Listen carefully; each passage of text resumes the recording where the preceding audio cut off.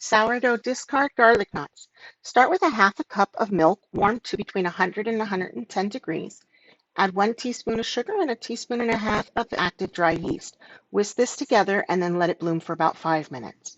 Once bloomed, add 200 grams of sourdough discard, 1 egg lightly beaten, 1 teaspoon of salt, and about a teaspoon and a half of garlic powder.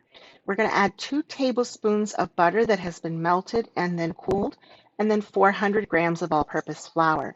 Now I'm going to keep this on a level 2 on my stand mixer the entire time. Once our dough ball forms, I'm going to knead for 5 minutes. This is a very pliable dough. It's easy to work with. It does not stick to your hand at all.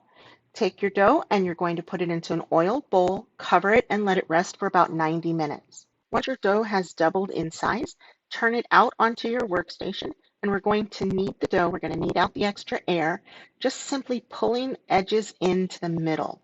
So turning it into a tight ball is pressing out all the extra air, and it gives us an easy way to cut. So now we're going to cut in half, cut each half in half, cut each quarter in half, and then we're going to keep going until we have 16 pieces. To form the knots, take a piece and roll it between your hands until you have a rope.